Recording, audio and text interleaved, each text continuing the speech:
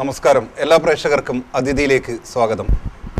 കണ്ണൂരിൽ കോൺഗ്രസ് പ്രസ്ഥാനത്തിൻ്റെ പടക്കുതിര, ഇന്ന് കേരളത്തിലെ കോൺഗ്രസ് പ്രസ്ഥാനത്തിൻ്റെ പടനായകനായി മാറിയ ശ്രീ കെ സുധാകരൻ MP ആണ് ഇന്ന് അതിഥിയായി നമ്മോടൊപ്പമുള്ളത്. നമുക്കറിയാം, പോരാട്ടങ്ങളുടെ ഒരു ജീവിതമാണ് കെ സുധാകരൻ്റേത്. അദ്ദേഹം ഒരുപാട് കനൽപാതകൾ താണ്ടിയ രാഷ്ട്രീയ പ്രവർത്തനം, ഒരുപാട് വെല്ലുവിളികൾ, ഒരുപക്ഷെ സ്വന്തം ജീവൻ വരെ പണയം വെച്ചുള്ള പോരാട്ടങ്ങൾ. ഓരോ തവണ മത്സരിക്കുമ്പോഴും അദ്ദേഹത്തിൻ്റെ ജനസമ്മതി കൂടിക്കൂടി വന്ന ചരിത്രമാണ് കണ്ണൂരിലേത്. വീണ്ടും ഒരു ലോക്സഭാ തെരഞ്ഞെടുപ്പ് സമാഗതമാവുകയാണ്. ഒരുപക്ഷെ കെ സുധാകരൻ തന്നെയായിരിക്കും അമരത്തുണ്ടാവുക. പക്ഷേ ഇന്ന് മുമ്പ് ഉള്ള ഒരു കെ സുധാകരൻ MPയേക്കാൾ ഇന്ന് അദ്ദേഹം കേരളത്തിലെ കോൺഗ്രസ് പ്രസ്ഥാനത്തെ മുഴുവൻ നയിക്കുന്ന രീതിയിലേക്ക് അദ്ദേഹത്തിൻ്റെ പ്രവർത്തന മേഖല മാറിയിരിക്കുന്നു. സമകാലിക രാഷ്ട്രീയ വിഷയങ്ങൾ, ഒപ്പം കടന്നു വന്ന വഴികൾ. ശ്രീ കെ സുധാകരൻ MPയെ അതിഥിയിലേക്ക് സ്വാഗതം ചെയ്യുന്നു. വീണ്ടും ഒരു ലോക്സഭാ തെരഞ്ഞെടുപ്പ് അടുത്തു വരികയാണ്. എല്ലാവരും ആകാംക്ഷയോടെ ചോദിക്കുക, വീണ്ടും കെ സുധാകരൻ MP തന്നെയായിരിക്കുമോ കണ്ണൂരിൽ? പക്ഷേ പലർക്കും രാഷ്ട്രീയ കേരളത്തെ വീക്ഷിക്കുന്ന പലർക്കും പുതിയ ഉത്തരവാദിത്തങ്ങൾ ശ്രീ കെ സുധാകരൻ MPയിൽ നിക്ഷിപ്തമാണ്. സ്വാഭാവികമായും മത്സരരംഗത്ത് ഉണ്ടാകില്ല എന്നൊക്കെ കേൾക്കുന്നു. എന്താണ് യഥാർത്ഥത്തിൽ താങ്കളുടെ മനസ്സിൽ? വ്യക്തിപരമായി പാർലമെൻറ്റ് തിരഞ്ഞെടുപ്പിൽ നിന്ന് മാറി നിൽക്കണമെന്നാണ് എൻ്റെ ആഗ്രഹം. ഞാൻ എൻ്റെ എല്ലാ നേതാക്കന്മാരെയും, KPCC അധ്യക്ഷൻ മുതൽ മുഖ്യമന്ത്രി മുതൽ CK ആന്റണി, വയലാർ രവി, എല്ലാ നേതാക്കന്മാരെയും ഞാൻ എൻ്റെ മനസ്സ് തുറന്നറിയിച്ചിട്ടുണ്ട്. കഴിഞ്ഞ കുറിയും ഞാൻ ആഗ്രഹിച്ചല്ല സ്ഥാനാർത്ഥിയായത്. അതെല്ലാവർക്കും അറിയാം. MLA ഇരിക്കുമ്പോഴാണ് ഞാൻ പാർലമെൻറ്റിലേക്ക് മത്സരിക്കേണ്ടി വന്നത്. മാറി നിൽക്കണം, എന്നെ ഒഴിവാക്കണമെന്ന് ഹൈക്കമാൻഡോടക്കം നിരവധി വട്ടം ആവശ്യപ്പെടാൻ ഡൽഹിയിൽ പോയ ഒരാളാണ് ഞാൻ. പക്ഷേ അന്ന് പാർട്ടി ഏൽപ്പിച്ചൊരു ദൗത്യം, 2 തവണ കയ്യിൽ നിന്ന് നഷ്ടപ്പെട്ടു പോയ കണ്ണൂർ പാർലമെൻറ്റ് തിരിച്ചു പിടിക്കുക, അതൊരു രാഷ്ട്രീയ ദൗത്യമാണ് എന്ന് വന്നപ്പോൾ സ്വാഭാവികമായും എൻ്റെ രാഷ്ട്രീയ പശ്ചാത്തലം അറിയുന്ന കേരളത്തിലെ ജനങ്ങൾക്കറിയാം, ഏത് ചലഞ്ചും രാഷ്ട്രീയത്തിൽ ഏറ്റെടുക്കുന്ന ഒരു രാഷ്ട്രീയ പ്രവർത്തകനാണ് ഞാൻ. അപ്പോൾ സ്വാഭാവികമായും ആ ഒരു ചലഞ്ച് ഞാൻ ഏറ്റെടുത്തു എന്ന് മാത്രം. ഏറ്റെടുത്തു, അത് വിജയിപ്പിക്കാൻ സാധിച്ചു. പക്ഷേ അടുത്ത തവണ എനിക്കൊന്ന് 2 കാര്യമാണ് ഞാൻ എന്തുകൊണ്ടത് വേണ്ട എന്ന് വെക്കും ചോദിച്ചാൽ, കേരളത്തിലെ രാഷ്ട്രീയത്തിൽ ശ്രദ്ധ കേന്ദ്രീകരിക്കാനാണ് എനിക്ക് ഏറെ താല്പര്യം. ദേശീയ രാഷ്ട്രീയത്തെക്കാൾ ഏറെ ഞാൻ ഇഷ്ടപ്പെടുന്നത് സംസ്ഥാന രാഷ്ട്രീയമാണ്. സംസ്ഥാന രാഷ്ട്രീയത്തിലേക്കുള്ള കൂടുതൽ സമയം സംസ്ഥാന രാഷ്ട്രീയം ചെലവഴിക്കാൻ പറ്റാവുന്ന ഒരു പുതിയ നിഴൽപ്പാടിലേക്ക് കടന്നു പോകണം എന്നെൻ്റെ മനസ്സെന്നോട് പറയുന്നു. ആ വിവരം ഞാൻ എൻ്റെ ബഹുമാനപ്പെട്ട നേതാക്കന്മാരെ എല്ലാം അറിയിച്ചിട്ടുണ്ട്. എന്നെ ഒഴിവാക്കി തരണം, മറ്റൊരാളിനെ കണ്ടെത്തണം, മത്സരിക്കാതിരിക്കണം എന്നാണ് വ്യക്തിപരമായി എൻ്റെ താല്പര്യം, ആഗ്രഹം. പാർട്ടി അത് അംഗീകരിക്കുമെന്നാണ് എൻ്റെ വിശ്വാസം. ഏറെ തെറ്റിദ്ധരിക്കപ്പെടുന്ന വ്യക്തിത്വമാണ് കെ സുധാകരൻ MPയുടേത്. പലപ്പോഴും പലരും പല രീതിയിൽ കെ സുധാകരൻ MPയെ ചിത്രീകരിക്കുന്നു. പക്ഷേ ഇപ്പോൾ ആ ചിത്രത്തിൽ ഒരു മാറ്റം വന്നിട്ടുണ്ടോ?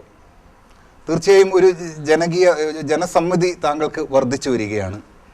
അതിൽ താങ്കളുടെ നിലപാട് മാറ്റങ്ങളുണ്ടോ, അതോ താങ്കളെ കാണുന്ന കാഴ്ചപ്പാടുകളുടെ മാറ്റമാണോ? എന്നെ ഒരു രാഷ്ട്രീയക്കാരൻ എന്ന നിലയ്ക്ക് കണ്ണൂരിൽ നിന്നത് കോൺഗ്രസ് രാഷ്ട്രീയത്തിൽ കേരളത്തിൻ്റെ ശ്രദ്ധ പിടിച്ചു പറ്റിയപ്പോൾ പലരും എന്നെ കാണാൻ ശ്രമിച്ചത് കുരുടന്മാർ ആനയെ കാണാൻ പോയതുപോലെയാണ്. എല്ലാം ഒരു ആകമാനം മൊത്തം ആന എന്ത് എന്ന് കാണാൻ സാധിക്കാത്ത കുരുടന്മാരുടെ അവസ്ഥയായിരുന്നു എനിക്ക് എൻ്റെ വ്യക്തിത്വത്തെയും എൻ്റെ രാഷ്ട്രീയ പ്രതിച്ഛായയും വിലയിരുത്തിയ പലരുടെയും വാദമുഖങ്ങൾ. എന്നെ അറിയാത്ത ആളുടെ മനസ്സിൻ്റെ അകത്ത് ഒരു ഭീകരനായും അറിയുന്നവരുടെ മനസ്സിൻ്റെ അകത്ത് സ്നേഹസമ്പന്നനായ ഒരു രാഷ്ട്രീയക്കാരനായും, അങ്ങനെ 2 തരത്തിലുള്ള ഒരു ചിത്രീകരണവും മുഖവും അംഗീകാരവും എനിക്ക് കേരളത്തിലെ കോൺഗ്രസ് ജനങ്ങളുടെ മുമ്പിൽ എനിക്ക് ഉണ്ടായിട്ടുണ്ട്. ഒരു പരിധിവരെ എൻ്റെ ഈ ഭീകരം അത് CPMകാർ എനിക്കറിയാം. എൻ്റെ ചെറിയ കുട്ടിപ്രായത്തിൽ ഞാൻ ബ്രണ്ണൻ കോളേജിൽ വിദ്യാർത്ഥിയായിരിക്കുന്ന കാലം മുതൽ എനിക്കെതിരെ എൻ്റെ വ്യക്തിത്വം തകർക്കാൻ CPM നടത്തിയ കൊണ്ടുപിടിച്ച ശ്രമം, പ്രചരണം ഞാൻ ഇപ്പോഴും ഓർമ്മിക്കുന്നു. അവിടെ യൂത്ത് കോൺഗ്രസ്സുകാരുടെ ക്ലബിൻ്റെ ഭാരവാഹിത്വം വഹിച്ച് ഞാനൊരു ക്ലബ്ബുമായി പോകുന്ന റൈസിംഗ് സ്റ്റാർ സ്പോർട്സ് ക്ലബ്ബ് എന്ന് പറയുന്ന ക്ലബ്ബുമായി പോകുന്ന അന്ന് തൊട്ട് എനിക്കെതിരെ നടത്തിയ പ്രചരണങ്ങളാണ്. അന്ന് രാഷ്ട്രീയത്തിൽ ഞാൻ ആരുമല്ല.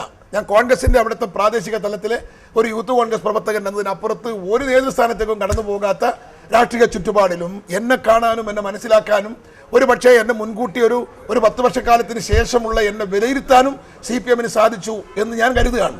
അതുകൊണ്ട് അന്ന് മുതൽ ഈ വ്യക്തിത്വം തകർക്കാനുള്ള ശ്രമം CPM നടത്തിയിട്ടുണ്ട്. അതുകൊണ്ട് ഒരു നീണ്ട വർഷം CPMനെ പോലത്തെ ഒരു സംഘടിത പാർട്ടി, നമുക്കറിയാം മറ്റ് രാഷ്ട്രീയ പ്രസ്ഥാനത്തിൻ്റെ പശ്ചാത്തലം പോലെയല്ല CPM.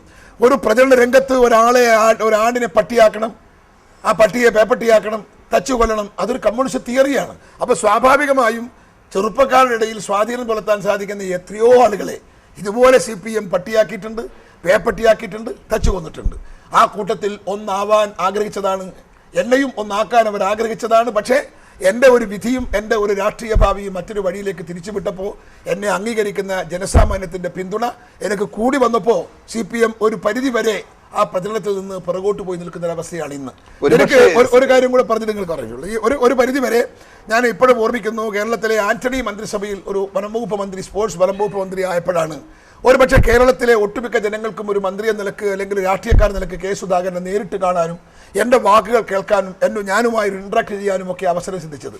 അന്ന് അതുവരെ ഉണ്ടായിരുന്ന എൻ്റെ മുഖത്തുണ്ടായിരുന്ന ഒരു ഭീകരതയുടെ വൈരൂപ്യം ഒരു വലിയ പരിധിയോളം കഴുകിക്കളയാൻ ഈ മന്ത്രി എന്ന പദവിയും 3.5 വർഷം മന്ത്രിസ്ഥാനത്തിരിക്കുമ്പോൾ ശ്രീ ആന്റണിയുടെ മന്ത്രിസഭയിൽ ഇരിക്കുമ്പോഴുണ്ടായ എൻ്റെ രാഷ്ട്രീയ ബന്ധവും എൻ്റെ രാഷ്ട്രീയ പ്രവർത്തനവും ഒരു ഭരണാധികാരി എന്ന നിലക്കുള്ള എൻ്റെ പ്രവർത്തനത്തെയും വിലയിരുത്തിയ കേരളത്തിൻ്റെ മനസ്സിൽ നിന്ന് ഒരു വലിയ പരിധിവരെ അന്ന് എൻ്റെ ഭീകരമായ എൻ്റെ പ്രതിച്ഛായ കളയാൻ എനിക്ക് സാധിച്ചിട്ടുണ്ട്. ഇന്ന് നിങ്ങൾ പറഞ്ഞത് ശരിയാണ്. ഇത് CPM-ലെ സാധാരണക്കാരായ പ്രവർത്തകന്മാർ പോലും കെ സുധാകരൻ എന്ന് പറയുന്ന രാഷ്ട്രീയക്കാരനെ അംഗീകരിച്ചു എന്നതിൻ്റെ തെളിവെന്ത് എന്ന് ചോദിച്ചാൽ അവരുടെ വോട്ട് കൊണ്ടാണ് ഞാൻ MP ആയി കണ്ണൂരിൽ നിൽക്കുന്നത്. അപ്പോൾ സ്വാഭാവികമായും ഒരു കാലത്ത് CPM ഒരു പൊതുയോഗത്തിൽ പോലും കെ സുധാകരൻ്റെ പ്രസംഗം കേൾക്കാൻ പോകാൻ പാടില്ല എന്ന്, എൻ്റെ പ്രസംഗം എവിടെയുണ്ടോ അവിടെ പാർട്ടിക്കാർക്ക് വിലക്കാണ്, പ്രസംഗം കേൾക്കരുത് എന്നാണ്. ആ CPM-ന്റെ ആയിരക്കണക്കിന് പ്രവർത്തകന്മാർ ഇന്ന് പ്രസംഗം കേൾക്കാൻ വരുന്നു, എന്നെ കാണാൻ വരുന്നു, ആവശ്യങ്ങൾക്ക് എന്നെ കാണാൻ നേരിട്ട് എന്നെ സമീപിക്കുന്നു. അതുപോലെ തന്നെ രാഷ്ട്രീയത്തിൽ കണ്ണൂർ പാർലമെന്റ് നിയോജക മണ്ഡലത്തിൽ CPM-ന്റെ വൻ ഭൂരിപക്ഷത്തോടെയുള്ള പിന്തുണ കൊണ്ട് തന്നെയാണ് ഞാനിവിടെ പാർലമെന്റ് അംഗമായത്. അപ്പോൾ CPM-ന്റെ പ്രവർത്തകരുടെ മനസ്സിലും ഒരു ചിത്രം മാറി വന്നു എന്നതിന് തെളിവായി ഞാൻ എൻ്റെ പാർലമെന്റ് അംഗത്വം കാണുവാണ്. CPM-ന്റെ ഈ ഒരു എതിർപ്പല്ലേ കെ സുധാകരൻ എന്ന രാഷ്ട്രീയ നേതാവിനെ വളർത്തിയത്? നിശ്ചയമായും ഞാനതിൽ ആ പാർട്ടിയോട് എന്നും നന്ദി പറയുന്ന ഒരാളാണ്. ഒരു ചുമരിൻ്റെ അകത്തേക്ക് ഒരു ബോൾ എറിഞ്ഞാൽ ആ ബോൾ അതിൻ്റെ അങ്ങ് പോയതിനേക്കാൾ സ്പീഡിൽ തിരിച്ചു വരും. അത് രാഷ്ട്രീയത്തിലും സാമൂഹ്യ ജീവിതത്തിലും രാഷ്ട്രീയ ജീവിതത്തിലും അതൊരു നാച്ചുറൽ റിയാലിറ്റിയാണ്. എന്നെ വധിക്കാൻ, എന്നെ രാഷ്ട്രീയമായി ഉന്മൂലനം ചെയ്യാനും, എന്നെ ഇത്രയേറെ ഒറ്റപ്പെടുത്താനും, എൻ്റെ പ്രതിച്ഛായ തകർക്കാനും CPM ബോധപൂർവം നടത്താൻ ചെലവഴിച്ച മെനക്കെട് എത്ര എന്ന് പറയാൻ പറ്റില്ല. എത്രയാണ് ദേശാഭിമാനി പത്രത്തിൻ്റെ എത്ര പേജുകൾ, ചാനലുകളിൽ എത്ര മണിക്കൂറുകൾ എനിക്കെതിരെ അവർ ഉപയോഗിച്ചിട്ടുണ്ട്, എത്ര നേതാക്കന്മാർ എത്ര മണിക്കൂറുകൾ പ്രസംഗത്തിലൂടെ എനിക്കെതിരെ പ്രസംഗിച്ചിട്ടുണ്ട്, പ്രസ്താവനയിലൂടെ പ്രതികരിച്ചവർ എത്രയോ ഉണ്ട്. അത്രയൊക്കെ ഇഫർട്ട് എടുക്കുമ്പോഴുണ്ടാകാവുന്ന ഒരു നാച്ചുറൽ റിയാക്ഷനാണ് എൻ്റെ രാഷ്ട്രീയ അംഗീകാരം എന്ന് തന്നെയാണ് ഞാൻ വിശ്വസിക്കുന്നത്. തീർച്ചയായും കണ്ണൂർ പോലുള്ള ഒരു മണ്ണിൽ, കാരണം തുടർച്ചയായ തെരഞ്ഞെടുപ്പ് വിജയങ്ങൾ, ഒരുപക്ഷെ കണ്ണൂർ നിയമസഭാ മണ്ഡലത്തിലെ അടക്കം ആവർത്തിച്ച വിജയങ്ങൾ, അതൊക്കെ കെ സുധാകരൻ എന്ന നേതാവിൻ്റെ പൂർണ്ണമായ കേന്ദ്രീകരിച്ചുള്ള പ്രവർത്തനം കൊണ്ടായിരിക്കാം. പക്ഷേ അത് അതേപടി നിലനിർത്താൻ, ഒരു തുടർച്ചയായി നിലനിർത്താൻ ഇന്ന് സാധിക്കുന്നുണ്ടോ? ഞാൻ എൻ്റെ കഴിഞ്ഞ കാലത്തെ രാഷ്ട്രീയ പെർവ്യൂ, രാഷ്ട്രീയ എറീന അത് കുറേയും കൂടെ വലുതായി. മുമ്പ് കണ്ണൂരിൽ മാത്രം കേന്ദ്രീകരിച്ച് പ്രവർത്തനം നടത്തിയ ഒരു രാഷ്ട്രീയ പ്രവർത്തകൻ സ്റ്റേറ്റ് തലത്തിൽ എല്ലാ ജില്ലകളിലേക്കും രാഷ്ട്രീയ പ്രവർത്തനം വ്യാപിപ്പിക്കുമ്പോൾ കിട്ടുന്ന സമയങ്ങളിൽ ഒരുപാട് വ്യത്യാസമുണ്ട്. ആ സമയക്കുറവിൻ്റെ പോരായ്മ അതുകൊണ്ട് തന്നെ കണ്ണൂരിലായാലും പരിസരത്തുള്ള ജില്ലകളിലായാലും അതിൻ്റെ പോരായ്മകൾ പ്രകടമാണ്. പക്ഷേ ഞാൻ കുറേയും കൂടെ കണ്ണൂരിൽ കേന്ദ്രീകരിച്ച് നിൽക്കണം. അത് ഒന്നാമത് MP ആയി നിൽക്കുമ്പോൾ മിക്കവാറും ഒരു സിംഹഭാവം ഡൽഹിയിലാണ് എന്നതുകൊണ്ട് ഏറെ സമയം ഇവിടെ മെനക്കെടാൻ സാധിക്കാത്തൊരു അവസ്ഥ എന്നെ സംബന്ധിച്ചിടത്തോളം കൊണ്ട് നിങ്ങൾ പറയുന്ന കാഴ്ചപ്പാട് ശരിയാണ്. അത് തിരുത്തലാണ്. ഞാൻ കേരള രാഷ്ട്രീയത്തിലേക്ക് കേന്ദ്രീകരിക്കുന്നു എന്ന് ഞാൻ നിങ്ങളുടെയൊക്കെ പറഞ്ഞതും അങ്ങനെ ആഗ്രഹിക്കുന്നതും ആ ഒരു സാവകാശത്തിൻ്റെ പോരായ്മ നികത്തിയെടുക്കാനുള്ള ശ്രമത്തിൻ്റെ ഭാഗമാണ്. ഒരുപക്ഷെ CPM-ന്റെ ഭാഗത്തു നിന്ന്, നേതാക്കളുടെ ഭാഗത്തു നിന്നൊക്കെ ഒരുപാട് എതിർപ്പുകൾ, വിമർശനങ്ങൾ ഉണ്ടായിരുന്നു. ഇപ്പോൾ പഴയ രീതിയിൽ നേതാക്കളുടെ നിലപാടിൽ മാറ്റം വന്നിട്ടുണ്ടോ? കെ സുധാകരൻ MP-യെ കാണുന്നത് പോലും പലർക്കും ഒരു അരോചകമായ ഒരവസ്ഥയായിരുന്നു. പക്ഷേ ആ ഒരു അവസ്ഥയിൽ നിന്ന് CPM നേതാക്കൾ ഇന്ന് മാറിയിട്ടുണ്ടോ? CPM നേതാക്കന്മാരിൽ ആരും മാറിയിട്ടില്ല. ഉയർന്ന തലത്തിലുള്ള നേതാക്കന്മാരിൽ ഒരു മാറ്റവും ഉണ്ടായിട്ടില്ല. അവർക്ക് നിരാശയാണ്. ലക്ഷ്യമിട്ട് അവർ തകർക്കാൻ ശ്രമിച്ച എല്ലാ ബിംബങ്ങളെയും തകർത്തിട്ടുണ്ട്. കണ്ണൂർ ജില്ലയിലെ രാഷ്ട്രീയം അറിയാവുന്ന എല്ലാ ആളുകൾക്കും അറിയാം, CPM ടാർഗറ്റ് വെച്ച് തകർക്കണമെന്ന് ലക്ഷ്യമിട്ട് പ്രവർത്തിച്ച എല്ലാ രാഷ്ട്രീയ ബിംബങ്ങളെയും തകർക്കാൻ അവർക്ക് സാധിച്ചിട്ടുണ്ട്. ഒരാൾ മാത്രമേ സാധിക്കാണ്ടുള്ളൂ, അത് PR കുറുപ്പാണ്. കുറുപ്പട്ടൻ മരിക്കുന്നത് വരെ എന്നെ കാണുമ്പോൾ എനിക്ക് തരുന്നൊരു ഉപദേശമുണ്ട്, മോനെ ഒരു പിറകിൽ തനിക്കൊരു കണ്ണ് വേണം.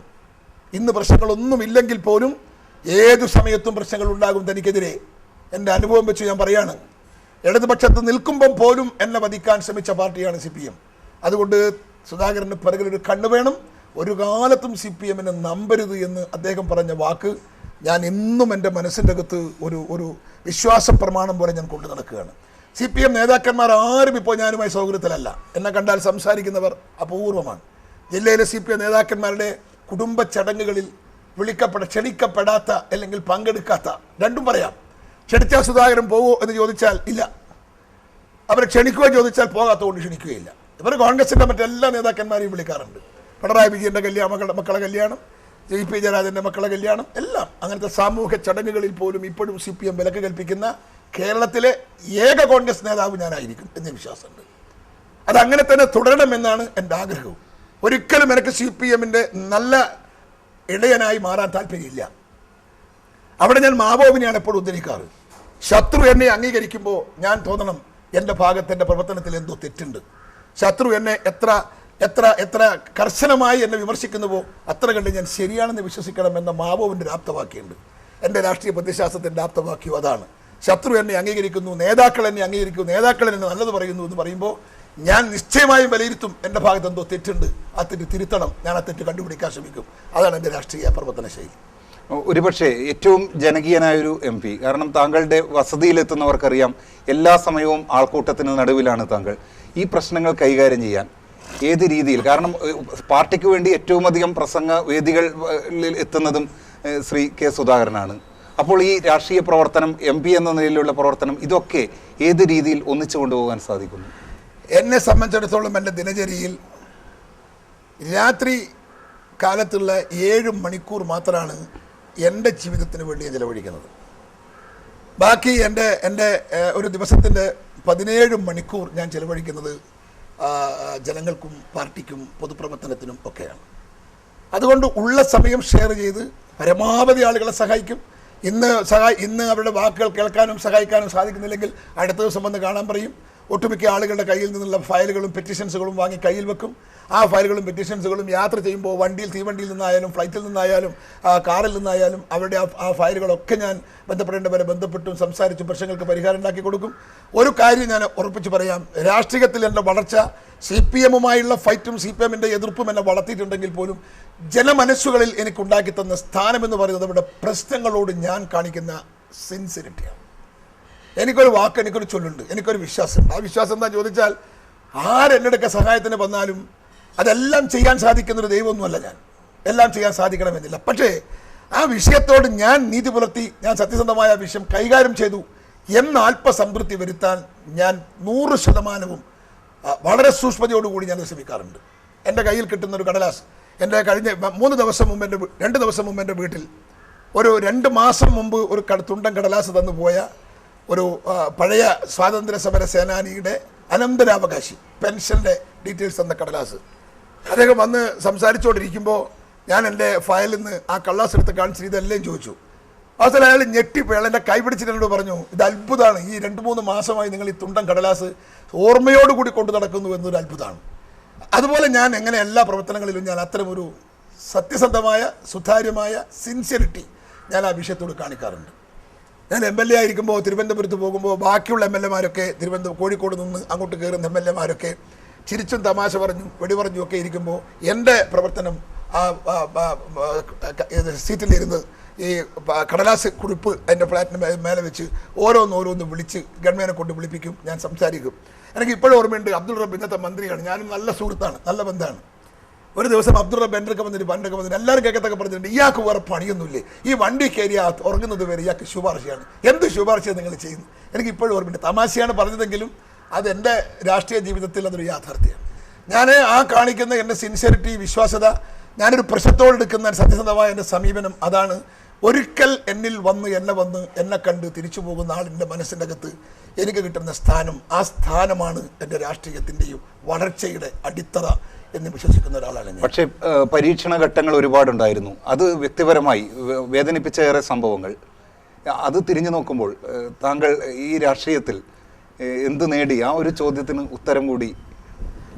ഞാൻ കേരളത്തിലെ നല്ല ഇന്ത്യയിലെ രാഷ്ട്രീയ രംഗത്ത് കലണ്ടർ വെച്ച് പദവികൾ അറ്റൈൻ ചെയ്ത നേതാക്കന്മാരുണ്ട്.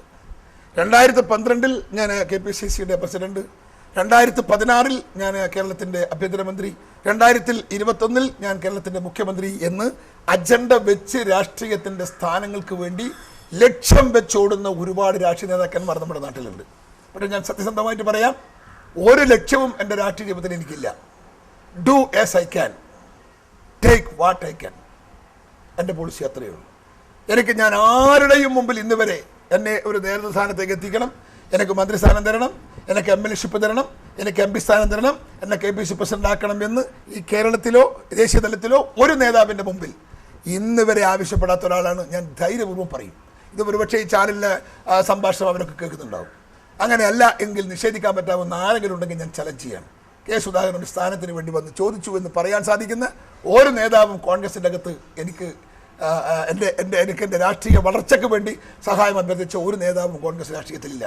ഞാൻ ഉറങ്ങാത്ത, ഞാൻ നിലക്കാത്ത നേരത്താണ് ബഹുമാന്യ ശ്രീ ആന്റണി എന്നെ വിളിച്ച് മന്ത്രിയാക്കാൻ തീരുമാനിച്ച വിവരം അറിയിക്കുന്നത്. ഞാനും അന്ന് ഭാര്യയും തെരഞ്ഞെടുപ്പ് കഴിഞ്ഞ് ഈ ചൂടിന് നടന്ന് കറുപ്പടിച്ച് മുഖമൊക്കെ ശരീരമൊക്കെ വികൃതമായി നിൽക്കുമ്പോൾ ഒരു 5 ദിവസം 10 ദിവസം ഒരു റെസ്റ്റ് എടുക്കാൻ പോയതാണ് ഞങ്ങൾ കന്യാകുമാരിയിൽ. ഞാൻ കന്യാകുമാരിയിലെ ഗസ്റ്റ് ഹൗസിൽ നിന്നാണ് രാത്രി ഒക്കെയാണ് എന്നെ വിളിക്കുന്നത് 11:30 മണിക്ക്. സുധാകരൻ മറ്റേ 2 ദിവസം കഴിഞ്ഞ് എത്ര ഡേറ്റ് പറഞ്ഞിരുന്നു, ആ ഡേറ്റിൽ സത്യപ്രതിജ്ഞ ചെയ്യാൻ വേണ്ടി തയ്യാറെടുക്കണം. സത്യം വിശ്വസിച്ചില്ല. ഞാൻ പിന്നെയും ചോദിച്ചു, ശരിയായിട്ട് പറയുന്നതാണോ നിങ്ങളെന്ന്? അവർ എന്താ സംശയം ചോദിച്ചു. അല്ല, ഞങ്ങൾ അവിശ്വസനീയമാണ്, അതുകൊണ്ട് ചോദിച്ചത് അന്ന് തിരിച്ചോണ്ടും പറഞ്ഞു. അങ്ങനെ അപ്രതീക്ഷിതമായി പ്രതീക്ഷിക്കാത്ത നേരത്താണ് ശ്രീ ആന്റണി എന്നിൽ വിശ്വാസം അർപ്പിച്ച് എന്നെ അദ്ദേഹത്തിൻ്റെ സഹപ്രവർത്തനാക്കി മന്ത്രിസഭയിലെടുത്തത്. ഞാൻ കടന്നു വന്ന എല്ലാ രാഷ്ട്രീയ രംഗത്തെ സ്ഥാനങ്ങളും ഒരാളുടെയും ഔദാര്യത്തോടുകൂടി വാങ്ങിയതല്ല. ഒരു പക്ഷേ ഈ മന്ത്രിസ്ഥാനം ഒഴിച്ച്, അതൊരു പക്ഷേ AK ആന്റണിയുടെ ഔദാര്യമാണ്. അദ്ദേഹത്തിൻ്റെ സ്നേഹസമ്പന്നമായ അദ്ദേഹത്തിൻ്റെ ഒരു പാരിതോഷികമായിട്ട് തന്നെ ഞാൻ കാണുകയാണ്. അത് കണ്ണൂരിലെ കോൺഗ്രസ് പ്രവർത്തകന്മാർ പലപ്പോഴും ആന്റണി കണ്ണൂരിൽ വരുമ്പോൾ എന്നെപ്പറ്റി അവിടേക്ക് വികാരപരമായി സംസാരിക്കും. എന്നോട് തന്നെയാണ് പലവട്ടം പറഞ്ഞിട്ടുണ്ട്, കണ്ണൂരിലെ കുട്ടികൾക്ക് സുധാകരൻ്റെ നേതാവോടുള്ള ഒരു സ്നേഹമല്ല, അതിനപ്പുറത്തൊരു ബന്ധുവോടുള്ളൊരു വികാരമാണ്, ഞാനത് മനസ്സിലാക്കുന്നു എന്ന് പറഞ്ഞിട്ടുണ്ട്. എനിക്ക് തന്ന മന്ത്രിസ്ഥാനം കണ്ണൂരിലെ കോൺഗ്രസ് പ്രവർത്തകന്മാരുടെ വികാരത്തിന് ശ്രീ ആന്റണി കൊടുത്തിരിക്കുന്ന ഒരു കോമ്പൻസേഷനായിട്ടാണ് ഞാനതിനെ കാണുന്നത്. അപ്പോൾ ഞാൻ പറഞ്ഞു വന്നത്, എനിക്ക് ഒരു സ്ഥാനവും കിട്ടണമെന്ന് എനിക്ക് മോഹം, രാഷ്ട്രീയത്തിൽ ആഗ്രഹവും മോഹവും ഉണ്ടാവും, സ്വാഭാവികം. പക്ഷേ അതിനുവേണ്ടി കലണ്ടർ വെച്ച് പ്രവർത്തിക്കുന്ന ഒരു രാഷ്ട്രീയക്കാരനല്ല ഞാൻ. ഒരു കാര്യം കൂടെ പറയാം, ഞാൻ ഇപ്പം തന്നെ എൻ്റെ പ്രവർത്തനത്തിന് ഞാൻ കിട്ടിയെടുത്തോടുള്ള സ്ഥാനമാനങ്ങൾ വെച്ച് ഞാൻ തീർത്തും സംതൃപ്തനാണ്. അതൊരു ഭംഗിവാക്ക് പറയല്ല. ഞാൻ എടക്കാട് നടാൽ ബസാറിൽ നിന്ന് ആരംഭിച്ച എൻ്റെ രാഷ്ട്രീയ പ്രവർത്തനം, ഒരു ബൂത്തിലെ പ്രവർത്തകനായി തുടക്കം കുറിച്ച എൻ്റെ പ്രവർത്തനം, ബ്രണ്ണൻ കോളേജിൽ ഒരു KSUവിൻ്റെ പ്രവർത്തകനായി തുടക്കം കുറിച്ച എൻ്റെ പ്രവർത്തനം, ഞാൻ ആ ഗ്രാമത്തിൽ നിന്ന് വളർന്ന് ഞാൻ MLA ആയി, ഞാൻ DCC പ്രസിഡൻ്റായി, ഞാൻ MP ആയി, ഞാൻ മന്ത്രിയായി, ഞാൻ MP ആയി. ഇന്ത്യയുടെ ഏറ്റവും പ്രധാനപ്പെട്ട ഭരണത്തിൻ്റെ സ്ഥിരാകേന്ദ്രമായ ഇന്ത്യൻ പാർലമെൻറ്റിൽ എടക്കാട് ഗ്രാമത്തിൽ നിന്ന് ഒരു സാധാരണക്കാരൻ്റെ മകൻ ഞാൻ എത്തി എന്നത് എനിക്ക് കിട്ടിയ ഏറ്റവും വലിയ അംഗീകാരമായി ഞാൻ കാണുന്നു. ഇതിനപ്പുറത്തൊരു അംഗീകാരത്തിന് എനിക്ക് താല്പര്യമില്ല. കിട്ടിയാൽ വാങ്ങും. അതിനുവേണ്ടി ചോദിക്കാനും പറയാനും ആരെയും സമീപിക്കുക എന്നത് എൻ്റെ അജണ്ടയല്ല. സത്യസന്ധമായ അഭിപ്രായ പ്രകടനങ്ങൾ കെ സുധാകരൻ എന്ന രാഷ്ട്രീയ നേതാവിന് പലപ്പോഴും കുഴപ്പങ്ങൾ ചെന്ന് ചാടിച്ചേറുണ്ട്. കൂടെ നിൽക്കുന്നവർ തന്നെ ഒരുപക്ഷെ താങ്കളെ ചതിക്കുന്ന രീതിയിലേക്ക് കാര്യങ്ങൾ എത്തിയിട്ടുണ്ടോ? ഇന്നത്തെ കോൺഗ്രസ് രാഷ്ട്രീയത്തിൻ്റെ അകത്ത് ഒരു പഴയകാലത്തെ കോൺഗ്രസിൻ്റെ കോംറേഡ്ഷിപ്പ് ഇല്ലാത്തൊരു കാലമാണ്. ഞാനൊക്കെ കുട്ടിപ്രായത്തിൽ KSUവിൻ്റെ താലൂക്ക് പ്രസിഡൻ്റായൊക്കെ വർക്ക് ചെയ്യുന്ന കാലത്ത് KSUവിലായാലും യൂത്ത് കോൺഗ്രസിലായാലും പാർട്ടിക്കകത്തായാലും ഒരു കോംറേഡ്ഷിപ്പ് ഉണ്ടായിരുന്നു, ഐക്യം, സ്നേഹം, സാഹോദര്യം. ഇന്ന് അങ്ങനെ ഒരു വികാരം ഈ സംസ്ഥാനത്തെ എന്നല്ല ഇന്ത്യയിലെ കോൺഗ്രസ് പ്രവർത്തകന്മാരിൽ നഷ്ടപ്പെട്ടു പോയിരിക്കുന്നു. ഇന്ന് കോൺഗ്രസ് രാഷ്ട്രീയത്തിൻ്റെ അകത്ത് വ്യക്തി താല്പര്യങ്ങളേ ഉള്ളൂ. ആ വ്യക്തി താല്പര്യത്തിന് ആരുടെ കാല് വാരാനും, ആർക്കെതിരെ എന്തും പറയാനും, ആരെ താഴ്ത്തിക്കെട്ടാനും, ആരെ ഇടിച്ചു താഴ്ക്കാനും, ഏതളവിലും പോകാൻ മനസ്സനുവദിക്കുന്ന ഒരു രാഷ്ട്രീയ കാലഘട്ടത്തിലാണ് ഞാനും നിങ്ങളും മുഖാമുഖം കാണുന്നത്. അപ്പോൾ സ്വാഭാവികമായും എന്നെ പോലത്തെ ഒരു വിവാദ രാഷ്ട്രീയക്കാരനെ ഇരുത്താൻ, പാലം വലിക്കാൻ അവസരം കിട്ടുമ്പോൾ അകത്തും പുറത്തും പാലം വലിക്കാൻ ആളുണ്ട് എന്ന കാഴ്ചപ്പാട്, എന്ന ജാഗ്രത എൻ്റെ മനസ്സിൻ്റെ അകത്തുണ്ട്. അത് മനസ്സിൻ്റെ അകത്ത് വെച്ചുകൊണ്ട് തന്നെയാണ് ഞാൻ ഇത്തരം പ്രതികരണങ്ങൾ നടത്തുന്നത്.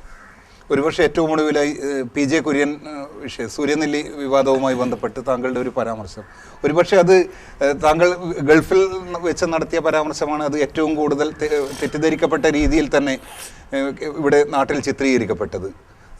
ഇക്കാര്യത്തിൽ താങ്കളുടെ ഒരു സത്യാവസ്ഥ ബോധ്യപ്പെടുത്താനുള്ള ശ്രമങ്ങൾക്ക് പോലും വേണ്ടത്ര പിന്തുണ ലഭിച്ചില്ല എന്നുള്ള ഒരു ആക്ഷേപമുണ്ടോ? പിന്തുണ ലഭിച്ചില്ല എങ്കിൽ പോലും നിങ്ങൾ ഒരു കാര്യം ഓർക്കണം, എൻ്റെ ആ സ്റ്റേറ്റ്മെൻറ്റും ആ സ്റ്റേറ്റ്മെൻറ്റിൻ്റെ വിവാദത്തോടെയും ശ്രീ PJ കുര്യനെതിരെയുള്ള വിവാദങ്ങൾ കെട്ടടങ്ങിയെന്ന് ഓർമ്മ വേണം. സത്യം ജനം ഉൾക്കൊള്ളാൻ ഇത്തിരി സമയമെടുക്കും. മാധ്യമങ്ങളുണ്ടാക്കിയ പ്രചരണത്തിൻ്റെ മുമ്പിൽ ചെറിയ സമയം, ചെറിയ ദിവസങ്ങൾ ജനങ്ങളും സമൂഹവും വഴിതെറ്റിക്കപ്പെടുമെങ്കിലും അതിൻ്റെ ആകെത്തുക മനസ്സിലാക്കാൻ ഇത്തിരി സമയമെടുക്കുമ്പോൾ ജനമനസ്സുകളിൽ അതിനനുസൃതമായ പ്രതികരണങ്ങളുണ്ടാകും. കുര്യൻ്റെ സംഭവത്തിൻ്റെ അകത്ത് ഞാൻ പറഞ്ഞതിൻ്റെ വസ്തുത ഉൾക്കൊള്ളാൻ കേരളത്തിലെ സമൂഹത്തിന് സാധിച്ചു എന്നതിൻ്റെ ഏറ്റവും വലിയ തെളിവായിട്ടാണ് ഞാൻ ആ വിവാദം ഇന്ന് കെട്ടടങ്ങിയ ചാരം പോലെയായി മാറി എന്ന് നിങ്ങൾ ഓർക്കണം. അതാരും മറക്കണ്ട. കുര്യന് വേണ്ടി അവസാനമായി സംസാരിച്ചോ ഞാനായിരിക്കാം. കുര്യൻ്റെ വിഷയത്തിൻ്റെ അകത്ത് അവസാനത്തെ വിവാദവും എൻ്റെ പ്രസ്താവനയായിരിക്കാം. പക്ഷേ കുര്യൻ പ്രശ്നം കേരളത്തിലെ രാഷ്ട്രീയ രംഗത്ത് അത് അസ്തമിച്ചിരിക്കുന്നു എന്ന റിയാലിറ്റിക്ക് മുമ്പിൽ വേണം എൻ്റെ പ്രസ്താവന ജനമനസ്സുകളെ സ്വാധീനിച്ചത് എത്രയാണ് എന്ന് വിലയിരുത്താൻ. ഒരുപക്ഷെ പാർട്ടിക്കകത്ത് ഉപമുഖ്യമന്ത്രി സ്ഥാനം സംബന്ധിച്ച വിവാദങ്ങളിലും ഒരു സഡൻ ബ്രേക്ക് ഉണ്ടായത് താങ്കളുടെ ഒരു പ്രസ്താവനയോടെയാണെന്ന് ഇതിന്റെ കൂടെ ഒരു ചേർത്ത് വായിക്കേണ്ട ഒരു വിഷയം. അതെ, ഞാൻ ഇതിൻ്റെ ഈ ഇഷ്യൂ വന്നപ്പോൾ ഇഷ്യൂവിനകത്ത് ഞാൻ ആദ്യം ഇറക്കിയ സ്റ്റേറ്റ്മെൻറ്റിൻ്റെ സത്തയും എൻ്റെ അവസാനത്തെ സ്റ്റേറ്റ്മെൻറ്റ് സത്തയും ഒന്നാണ്. ഒരു മാറ്റവും ഇല്ല. അതാണ് കേരള രാഷ്ട്രീയത്തിൽ പ്രാവർത്തികമായത്. അപ്പോൾ വസ്തുത ഞാനൊരു വിഷയത്തിലേക്ക് ഞാനിപ്പോൾ സൂര്യനെല്ലി കേസിൻ്റെ അകത്ത് ഞാനൊരു സുപ്രഭാതത്തിൽ കമൻ്റ് അടിച്ചതൊന്നുമല്ല. ഞാൻ പി ജെ കുര്യനെ പോലത്തെ ഒരു ദേശീയ നേതാവിന് കഴിച്ച 10-17 വർഷക്കാലമായി അവരും അദ്ദേഹത്തിന്റെ കുടുംബവും ഇങ്ങനെ വേട്ടയാടപ്പെടുന്നു. ഒരു ഭാഗത്ത് അവർ മാത്രമല്ല വേട്ടയാടുന്നത്. എൻ്റെ ഉദ്ദേശം, ഞാൻ അന്ന് നടത്തിയ പത്രസമ്മേളനത്തിൻ്റെ CD കാസറ്റ് ചാനലുകളിൽ പങ്കെടുക്കുന്ന എല്ലാ ആളുകൾക്കും അയച്ചു കൊടുത്തിട്ടുണ്ട്. അയച്ചു കൊടുത്തത് വായിച്ചതിന് ശേഷം എന്നെ വിളിച്ച് കൺഗ്രാജുലേറ്റ് ചെയ്തവരുണ്ട്. ഞാൻ പലരോടും നേരിട്ട് ഫോണിൽ സംസാരിച്ച് സെബാസ്റ്റ്യൻ പോളോടൊക്കെ ഞാൻ നേരിട്ട് ഫോണിൽ സംസാരിച്ചിട്ടുണ്ട്. ഞാൻ ചോദിച്ചു അദ്ദേഹത്തൊരു ചോദ്യം, സെബാസ്റ്റ്യൻ പോളിൻ്റെ മകൾക്കാണ് ഇങ്ങനെയൊരു അപചയം, ഇങ്ങനെയൊരു മൂല്യച്ഛേദം സംഭവിച്ചതെങ്കിൽ ഈ 17 വർഷം തൻ്റെ സ്വന്തം മകളെ ചാനലിൻ്റെ മുമ്പിൽ കൊണ്ടുപോയി താൻ ഈ കേസ് നടത്താൻ മെനക്കെടുവോ? നിങ്ങൾ മെനക്കെടുവോ? ഞാൻ മെനക്കെടുവോ? ഞങ്ങളുടെ ആ വിഷയം അത് സപ്രസ് ചെയ്യാനേ ഞങ്ങൾ ശ്രമിക്കുള്ളൂ. ഒരു കുടുംബത്തിലെ ഒരു പെൺകുട്ടിക്ക് വന്നൊരു അപകടം എത്രയോ കുട്ടികൾക്ക് സംഭവിക്കുന്നു. ആ കുട്ടിക്ക് സംഭവിച്ചു. ആ സംഭവിച്ചത് ഒരു ലൈവ് ഇഷ്യൂ ആക്കി നിർത്തുകയാണ്. ആ ലൈവ് ഇഷ്യൂ ആക്കി നിർത്തുമ്പോൾ ആ കുട്ടിയുടെ മുഖത്ത് 17 വർഷമായി ആ കുട്ടി മുഖം മറച്ച് നടക്കുക. ആരാ ഉത്തരവാദി? അവരെ സഹായിക്കുന്നു എന്ന് പറയുന്നവർ ഈ കുട്ടിയെയും കുട്ടി ചാനലിന്റെ മുമ്പിലും കോടതിക്ക് മുമ്പിലും പോലീസിന്റെ മുമ്പിലും കൂട്ടി പോയി വാർത്തയുണ്ടാക്കി ആ കുട്ടിക്ക് മുഖത്തെ മറ നീക്കി ജനത്തിന്റെ മുമ്പിൽ ജീവിക്കാൻ സാധിക്കാത്ത തടവറയിൽ ആ കുട്ടിയെ കൺഫൈൻ ചെയ്തതിന്റെ ഉത്തരവാദി ആരാ? അവരെ സംരക്ഷിക്കുന്നു എന്ന് പറയുന്നവരാ? എൻ്റെ കയ്യിൽ ആ കുട്ടിക്ക് എതിരായി പറയാവുന്ന ഒരുപാട് ഡോക്യുമെന്റ്സ് ഉണ്ട്. I never disclosed anywhere. ഞാൻ ഏടിയത് പറഞ്ഞിട്ടില്ല. ഞാൻ ഈ പത്രസമ്മേളനത്തിലും ആ കുട്ടിക്കെതിരെ ഞാനൊന്നും പറഞ്ഞിട്ടില്ല. ഞാൻ കുട്ടിക്കെതിരെ അല്ല പറഞ്ഞത്. ഞാൻ പറഞ്ഞ് ജനറലായ കുട്ടിയുടെ കാര്യത്തെക്കുറിച്ചു സൂര്യനെല്ലി കേസിൻ്റെ അകത്ത് കുര്യൻ്റെ കാര്യത്തെ സംസാരിച്ച് പറഞ്ഞതിന് ശേഷം നമ്മുടെ പുതിയ നിയമമുണ്ടല്ലോ, സ്ത്രീ സംരക്ഷണ നിയമം, ആ നിയമത്തെക്കുറിച്ച് പത്രക്കാർ ചോദിച്ച ചോദ്യത്തിന് ഞാൻ പറഞ്ഞ ഉത്തരമാണ്. ആ ഉത്തരം ഇന്ന് യാഥാർത്ഥ്യമാണെന്ന് ഓരോ ദിവസത്തെ സംഭവവും ഇവിടെ ബോധ്യപ്പെട്ട് വരികയല്ലേ. എനിക്ക് എത്ര ടെലിഫോൺ മെസ്സേജ് വരുന്നു. ഇപ്പം എൻ്റെ ടെലിഫോൺ എടുത്ത് നിങ്ങൾ നോക്കൂ, ഒരു 10-20 മെസ്സേജെങ്കിലും അതിനകത്ത് ഉണ്ടാവും. എൻ്റെ അന്നത്തെ പ്രസ്താവന അത് കേരളത്തിൻ്റെ രാഷ്ട്രീയ രംഗത്ത് പ്രാവർത്തികമാകുന്നു. അങ്ങയുടെ ദീർഘദൃഷ്ടിക്ക് അഭിനന്ദനങ്ങൾ. എൻ്റെ ഫാക്ട്സ് ഇപ്പം പരിശോധിക്കാം. നിങ്ങൾക്ക് പുരുഷന്മാർക്കെതിരെ ഉണ്ടാക്കിയൊരു നിയമമായിട്ട് ഞാൻ ആ നിയമത്തെ കാണുന്നത്. ഞാൻ എൻ്റെ സഹോദരിമാർ സംരക്ഷിക്കപ്പെടണം എന്ന കാര്യത്തിൽ ഒരു തർക്കമില്ല. ഞാൻ കണ്ണൂരിലെ വിമൻസ് മഹിളാ കോൺഗ്രസിൻ്റെ സമ്മേളനത്തിൽ ഞാൻ പ്രസംഗിച്ചിട്ടുണ്ട്. ഞാൻ ഇരുത്തിയിട്ട് പറഞ്ഞു, ഈ ഇരിക്കുന്ന എൻ്റെ സഹോദരിമാർ ഓർക്കേണ്ടുന്നത് ഈ തെറ്റായ ഒരു കേസ്, ഒരു സ്ത്രീയെ നോക്കിയാൽ കേസ്, ആംഗ്യം കാണിച്ചു പോയാൽ കേസ്, ചിരിച്ചു പോയാൽ കേസ്, ഫോണിൽ സംസാരിക്കുമ്പോൾ എന്തെങ്കിലും പറഞ്ഞാൽ കേസ്, സാക്ഷി വേണ്ട, പരാതി കൊടുക്കുന്ന കുട്ടിയുടെ പശ്ചാത്തലം നോക്കണ്ട, അവർ തെരുവ് വേശിയാണോ, ഒരു കോൾ ഗേളാണോ എന്നൊന്നും നോക്കണ്ട, കേസെടുക്കണം, ശിക്ഷിക്കണം എന്ന് പറയുന്നൊരു നിയമം കാടൻ നിയമമാണ്. ഇപ്പോഴും ഞാനതിൽ ഉറച്ചു നിൽക്കുന്നു. കാടൻ നിയമമാണ് നിയമം. ഒരു ടെലിഫോൺ സന്ദേശം, ഒരു ടെലിഫോൺ, ഞാൻ ചോദിക്കുന്നു, ഇപ്പോൾ നമ്മളെ മന്ത്രിമാരെ ഫോണിൻ്റെ അകത്തേക്ക് ഫോൺ വന്നു എന്ന് ആക്ഷേപിക്കുന്നു. എൻ്റെ ഫോണിൻ്റെ അകത്ത് 100 കണക്കിന് ഫോൺ വരും. ഞാൻ ഈ ആളെ കണ്ടിട്ടല്ലല്ലോ ഫോൺ എടുക്കുന്നത്. ഞാൻ ഫോൺ എടുക്കും. ഫോൺ എടുത്താൽ അതിൻ്റെ അർത്ഥം ആ കുട്ടിയോട് ഞാൻ എന്തെങ്കിലും സംസാരിച്ചു എന്നാണോ? അപ്പം സ്വാഭാവികമായും നിയമത്തിൻ്റെ അകത്ത് ഞങ്ങൾക്ക് എല്ലാവർക്കും കിട്ടേണ്ടുന്ന ഫണ്ടമെന്റൽ റൈറ്റ് ഇവിടെ നിഷേധിക്കപ്പെടുകയാണ്. അപ്പം ഞാൻ പറഞ്ഞു, അതുകൊണ്ട് എന്താ, ഞാൻ അതിൻ്റെ ഉദാഹരണം പറഞ്ഞു. റെജിനമാരൊക്കെ നിൽക്കുന്ന നാടാണ് നമ്മുടെ നാട്. റെജീനയെ പറയാൻ എന്താ കാരണം? റെജീന 4 വട്ടം സ്റ്റേറ്റ്മെന്റ് മാറ്റി 2 ഭാഗത്തുനിന്നും പൈസ വാങ്ങി ഇപ്പോൾ മാറ്റിക്കൊണ്ടിരിക്കുന്നു സ്റ്റേറ്റ്മെന്റ്. അങ്ങനെ നിസ്സംശയം നിസ്സംഗതയോടുകൂടി അഭിമാനബോധമില്ലാതെ ഓരോ വിഷയത്തിന്റെ പുറത്ത് സ്റ്റേറ്റ്മെന്റ് മാറ്റി പറയുന്ന പെൺകുട്ടികൾ ജീവിക്കുന്ന ഒരു നാട്ടിൽ ഇത്തരം ഒരു ബില്ല് എത്രമാത്രം ഗുണം ചെയ്യുമെന്ന് ആലോചിക്കണ്ടേ? അതിനെക്കുറിച്ച് അതാണ്. അപ്പം ഞാൻ പറഞ്ഞു, ദിവസങ്ങളോളം പരപുരുഷന്മാരൊപ്പരം പോവുകയും താമസിക്കുകയും പാരിതോഷികങ്ങളും പൈസയും വാങ്ങി ആഴ്ചകളും മാസങ്ങളും കഴിയുമ്പോൾ എന്നെ പീഡിപ്പിച്ചു എന്ന് പറഞ്ഞു വരുന്നൊരു പുത്തൻ പ്രവണത നമ്മുടെ സമൂഹത്തിൽ ഉണ്ടായിട്ടുണ്ട്. അതിനെ പരിരക്ഷിക്കുന്ന നിയമമാണ് ഈ നിയമം. ഈ നിയമത്തിൻ്റെ പോരായ്മയിലേക്കാണ് ഞാൻ വിരൽ ചൂണ്ടിയത്. അങ്ങനത്തെ ഒരു പൊതു സംഭവം, ഒരു പൊതു പ്രസ്താവന നടത്തിയതല്ലാതെ ഞാൻ സൂര്യനെല്ലി പെൺകുട്ടിക്കെതിരായി ഞാൻ ഒന്നും പറഞ്ഞിട്ട്. എനിക്ക് ആ കുട്ടിയോട് സഹതാപമാണ്, ആ കുടുംബത്തോട് സഹതാപമാണ്. ഞാൻ ഈ വിഷയം എടുക്കുന്നതിന് മുമ്പ് 2 ദിവസം ഞാൻ സൂര്യനെല്ലിയും അതുപോലെ തന്നെ ആ പ്രദേശങ്ങളെല്ലാം പോയി ഈ കുട്ടിയുമായും ഫാമിലിയുമായും ബന്ധപ്പെടുന്ന നിരവധി ആളുകളുമായി സംസാരിച്ച്, കുട്ടിയെ പഠിപ്പിച്ച അധ്യാപകനെ സംസാരിച്ച്, ഇടിക്കളിയുടെ വീട്ടിൽ പോയി ഇടിക്കളിയുടെ ഭാര്യയെ സംസാരിച്ചൊക്കെ നടത്തിയിട്ടാണ് ഞാൻ ഈ സ്റ്റേറ്റ്മെൻ്റ് ഇറക്കുന്നത്. ഞാനൊരു വിഷയം പഠിക്കാതെ ഞാൻ ഒരു വിഷയത്തെക്കുറിച്ച് പറയാറില്ല. എൻ്റെ കയ്യിൽ ആര് ചലഞ്ച് ചെയ്താലും ഞാൻ പറഞ്ഞതിനെ തെളിയിക്കാവുന്ന എല്ലാ ഡോക്യുമെൻസും എൻ്റെ കയ്യിൽ ഇപ്പോഴും ഉണ്ട്. ആർക്ക് പഠിക്കാനെ ചലഞ്ച് ചെയ്യാൻ എൻ്റെ കയ്യിൽ എല്ലാ ഡോക്യുമെൻസും വെച്ചാൽ ഞാൻ സംസാരിക്കുന്നത്. കുട്ടി കൊടുത്ത സ്റ്റേറ്റ്മെൻ്റ് ഉണ്ട്, കുട്ടി സ്വതന്ത്രമായി നടന്നുപോയ രംഗങ്ങളുണ്ട്. എല്ലാവരും ധരിക്കുന്നത് എന്താ, സൂര്യനെല്ലിയിലെ കേസ് എന്ന് പറയുന്നത് ഒരു പെൺകുട്ടിയെ 40 ദിവസം അവിടെ ഒരു വീട്ടിൻ്റെ അകത്ത്, റൂമിനകത്ത്, ഗസ്റ്റ് ഹൗസിനകത്ത് അടച്ചിട്ട് കൺഫൈൻ ചെയ്ത് അവിടെ 10-42 ആൾ വന്ന് കുട്ടിയെ ബലാത്സംഗം ചെയ്ത് കടന്നുപോയി എന്നല്ലേ. അങ്ങനെയല്ലല്ലോ സംഭവം. കോടതിയിൽ പോലും കേസ് അങ്ങനെയല്ല, FIR പോലും അങ്ങനെയല്ല, കുട്ടിയുടെ സ്റ്റേറ്റ്മെന്റ് അങ്ങനെയല്ല. കുട്ടി സ്വതന്ത്രമായി പോയിട്ടുണ്ട്, പീരുമേട് പോയിട്ടുണ്ട്, കുട്ടി കമ്പം പോയിട്ടുണ്ട്, തേനി പോയിട്ടുണ്ട്, കൊല്ലത്ത് പോയിട്ടുണ്ട്, നമ്മളെ വടകര വന്നിട്ടുണ്ട്. അതൊക്കെ ഒരു റൂമിൽ കൺഫേം ചെയ്ത കുട്ടിയല്ല. തെറ്റിദ്ധാരണ തിരുത്താനേ ഞാൻ ഉപയോഗിച്ചിട്ടുള്ളൂ. പക്ഷേ ഞാൻ ആ കുട്ടിയെ ബ്ലെയിം ചെയ്തിട്ടില്ല. ഞാൻ ഇപ്പോഴും പറയുന്നു, ആ കുട്ടി സഹതാപം അർപ്പിക്കുന്ന ഒരു കുട്ടിയാണ്. ആ കുട്ടിക്ക് സമൂഹത്തിൻ്റെ പ്രൊട്ടക്ഷൻ വേണം. ആ പ്രൊട്ടക്ഷൻ കൊടുക്കാത്തവർ ആ കുട്ടിയെ സംരക്ഷിക്കുന്നു എന്ന് പറയുന്നവരാ. അവർ നിയമത്തിൻ്റെ മുമ്പിൽ എന്ന് പറഞ്ഞാൽ ആ കുട്ടിയെ കൊണ്ടുപോകുന്ന മാധ്യമത്തിൻ്റെ മുമ്പിലാണ്, ചാനലിൻ്റെ മുമ്പിലാണ്. ആ കുട്ടി ഇങ്ങനെ ജീവിക്കുക, മുഖം ഒന്ന് നീർത്ത് ലോകത്തിൻ്റെ മുമ്പിൽ മുഖം കാണിക്കാൻ പോലും സാധിക്കാത്ത 17 വർഷം ആ കുട്ടിയെ കൺഫേം ചെയ്തവരാ. ആ കുട്ടിയെ അപമാനിക്കുന്നവരും ആ കുട്ടിയുടെ കുടുംബത്തെ തകർക്കുന്നവരും ഞാനല്ല. ഏറ്റവും അവസാനമായി, കാരണം നിരന്തരമായ വിവാദങ്ങൾ UDF സർക്കാരിനെ ചുറ്റിപ്പറ്റി സംസ്ഥാനത്ത് നിലനിൽക്കുന്നു. ഏറ്റവും ഒടുവിലായി സോളാർ പാനൽ വിവാദം. ഈ ഒരവസ്ഥയിൽ സർക്കാരിൻ്റെ സുഗമമായ ഒരു മുന്നോട്ട് ഈ കാലാവധി തികയ്ക്കും എന്ന് തീർത്ത് പറയാൻ താങ്കൾ ഒരു രാഷ്ട്രീയ നേതാവ് എന്ന നിലയിൽ, കോൺഗ്രസ് നേതാവ് എന്ന നിലയിൽ താങ്കൾക്ക് മറിച്ചൊരു അഭിപ്രായം ഉണ്ടാകില്ല. പക്ഷേ ഇത് ശുഭകരമായ ഒരു പ്രയാണമാണോ? ഒരു ഗവൺമെൻറ് ഭരണരംഗത്ത് ഒരു ഗവൺമെൻറ്റിനെ വിലയിരുത്തുന്നത് ഗവൺമെൻറ്റിൻ്റെ നേട്ടങ്ങളും ഗവൺമെൻറ്റിൻ്റെ പ്രവർത്തനങ്ങളും വിലയിരുത്തിയിട്ടാണ്. ഏറ്റവും രാഷ്ട്രീയ പ്രബുദ്ധമായ കേരളത്തിൽ ഏത് ഗവൺമെൻറ് വന്നാലും അപവാദങ്ങളും പ്രചരണങ്ങളും അലിഗേഷൻസും ആരോപണങ്ങളും സ്വാഭാവികമാണ്. ആരോപണങ്ങളെ എണ്ണം നോക്കിയല്ല ഒരു സർക്കാരിനെ വിലയിരുത്തേണ്ടത്, ആരോപണങ്ങളിലെ കഴമ്പ് നോക്കിയാണ്. ആ ആരോപണങ്ങളോട് ഭരിക്കുന്ന ഭരണകൂടം എങ്ങനെ പ്രതികരിച്ചു എന്ന് നോക്കിയിട്ടാണ്. ഇപ്പോൾ ഈ വന്നിരിക്കുന്ന പ്രശ്നം, ഊർജ പ്രശ്നം, എന്താ സോളാർ പ്രശ്നം എന്ന് പറയുന്നതിനോട് കാത്തിരിക്കാം. ഗവൺമെൻറ് എങ്ങനെ പ്രതികരിക്കും നമുക്ക് നോക്കാം, മുഖ്യമന്ത്രി എങ്ങനെ പ്രതികരിക്കും നമുക്ക് നോക്കാം, എങ്ങനെ പ്രവർത്തിക്കും നമുക്ക് നോക്കാം. സംശുദ്ധമാണ് ഉമ്മൻചാണ്ടിയുടെ സർക്കാർ, ഉമ്മൻചാണ്ടിയുടെ കൈകൾ, അതിലെനിക്ക് തർക്കമൊന്നുമില്ല. പക്ഷേ ഈ വന്നിരിക്കുന്ന ആരോപണത്തെ അതുപോലെ അദ്ദേഹം കൈകാര്യം ചെയ്യും എന്നുറച്ച വിശ്വാസം എനിക്കുണ്ട്. ആരോപണ ഒരു ഫോൺ വന്നു, ഫോൺ ചെയ്തു എന്നതുകൊണ്ട് ഈ രാജ്യത്ത് അട്ടിമറിയേണ്ടതല്ല ഒരു ഭരണവും ഭരണ സംവിധാനവും. ആ ഫോൺ കോൾ എന്താ, ആ ഫോൺ കോളോട് എങ്ങനെ പ്രതികരിച്ചു, മുഖ്യമന്ത്രിയുടെ ഓഫീസ് ആ ഫോൺ കോളോട് എങ്ങനെ പ്രതികരിച്ചു, മന്ത്രിമാരുടെ വീടുകളിലേക്കും മന്ത്രിമാർക്കും ഫോൺ പോയിട്ടുണ്ട്. ആ മന്ത്രിമാരൊക്കെ അവരോട് എന്ത് പ്രതികരിച്ചു എന്നറിയാതെ ആ സംഭവത്തെക്കുറിച്ച് ഗവൺമെൻറ്റിനെയോ കോൺഗ്രസ് നേതാക്കളെയോ പ്രതിക്കൂട്ടിൽ കയറ്റുന്നത് രാഷ്ട്രീയ പ്രേരിതം മാത്രമാണ്. അതുകൊണ്ട് ഒരു കാര്യം, കേരളത്തിലെ UDF സർക്കാർ ജനങ്ങളുടെ ചിരകാല അഭിലാഷത്തിൻ്റെ പ്രതീകമാണ്.